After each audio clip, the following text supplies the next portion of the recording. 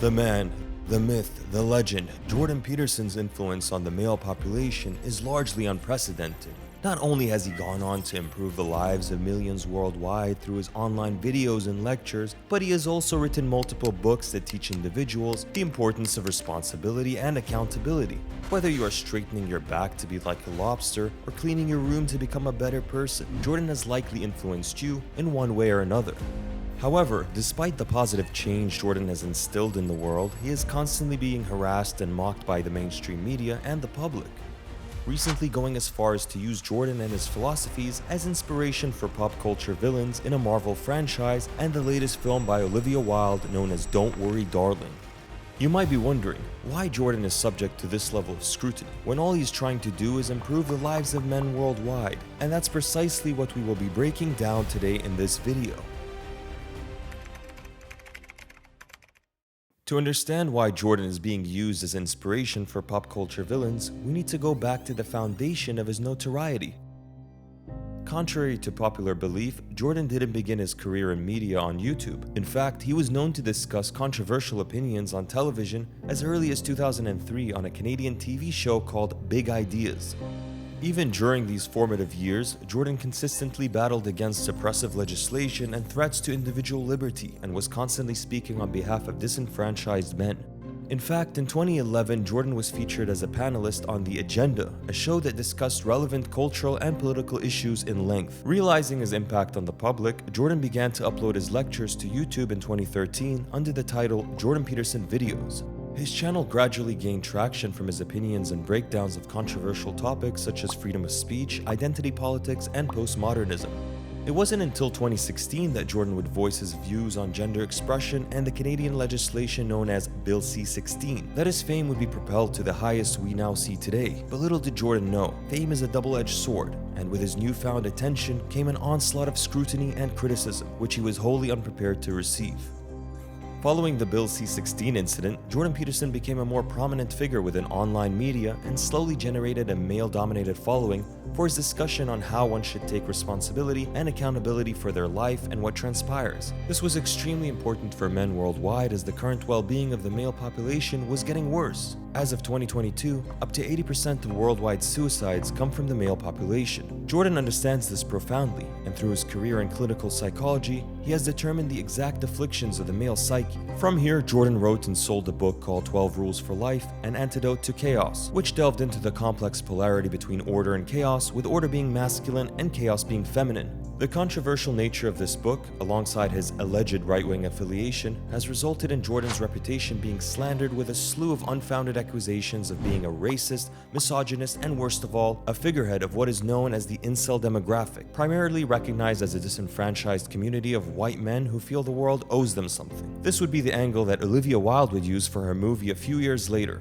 What makes this whole thing so confusing is that he is constantly berated for speaking to them, despite the real positive change Jordan has undoubtedly had on the male population, despite them dominating areas such as suicide and crime. Jordan is simply giving the marginalized group of men who are struggling a voice, but in the eyes of the public, he is perpetrating what is known as toxic masculinity. Unfortunately, Jordan is not only subject to public scrutiny and criticism, but is now being used as inspiration for modern media villains and antagonists.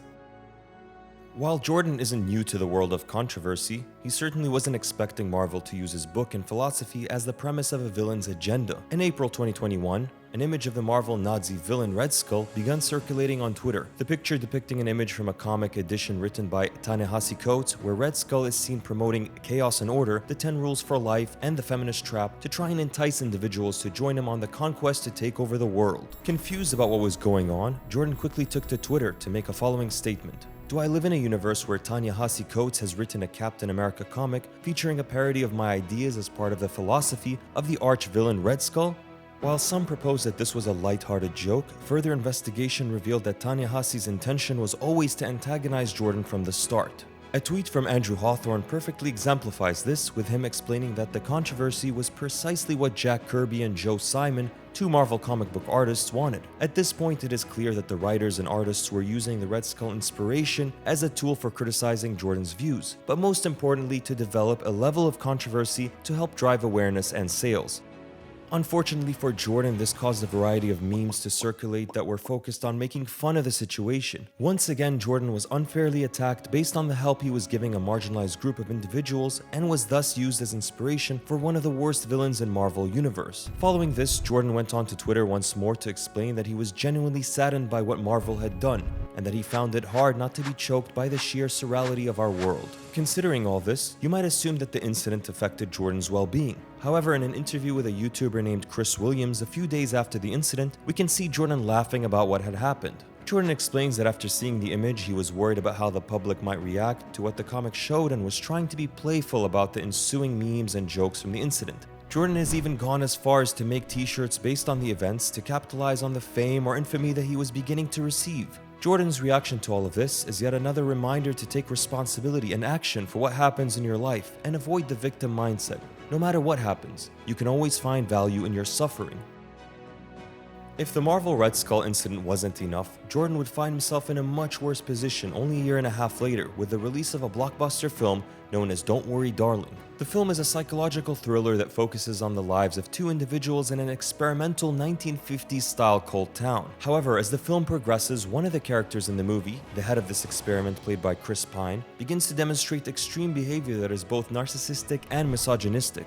Surprisingly, the film director Olivia Wilde went on the record to explain that this pseudo-intellectual was based on Jordan Peterson, going even further to describe him as an insane man and a hero to the incel community. The opinion took a toll on Jordan, who didn't like being labeled as some sort of incel king. It wasn't until an interview with Piers Morgan that we could genuinely see how much this impacted his well-being. When confronted on what he thought about the statements, Jordan immediately began to choke up, expressing that while many have gone after him over the years, he didn't understand why he was being targeted for helping a marginalized group of men. Why not? People have been after me for a long time because I've been speaking to disaffected young men. What a terrible thing to do that is.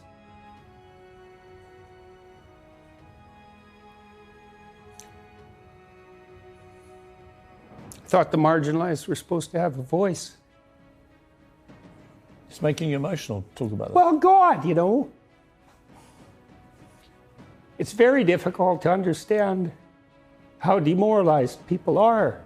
Jordan becomes visibly upset at this moment, as it is clear that he cares deeply for his followers and only wants to help, which can be seen in the earliest days of his career. Fortunately, it seems that Jordan has developed a few calluses over the years, as he also admits that the statement didn't affect him and that despite what was being said, the movie looks good and that he'll probably go and see it. Jordan also admits that he's not too upset by having Chris Pines play him and that things could be worse. Despite adversity, Jordan continually shows his fans a willingness to be positive and take responsibility for his life and what happens. The saddening element of Jordan's life is that he's constantly being targeted and berated for simply trying to help those in need. Let's go back to his days at university or the beginnings of his career at Harvard. We can see a man who is genuinely compassionate to the mental afflictions plaguing the young males of the 21st century. While the world continually turns its back on this marginalized group, Jordan stands as a beacon of hope for taking responsibility and accountability to improve one's life. Despite these controversies and the mountain of pressure Jordan is under regularly, he continued to help those in need by appearing on television to defend his opinions and constantly uploading to sites such as YouTube to spread awareness. The likes of 𝐷𝐈 and Olivia Wilde, for that matter, are simply looking to capitalize on these controversies and put down a man that has become such an easy target for the radical left. The irony is that the more people try to put him down, the more famous and loved he becomes, which is precisely why he continues to stand as a beacon of truth in a world riddled with lies. Do you think Jordan deserves the abuse he is getting, or is it entirely unfounded? We would love to hear your thoughts in the comments. And if you enjoyed the video, subscribe for more.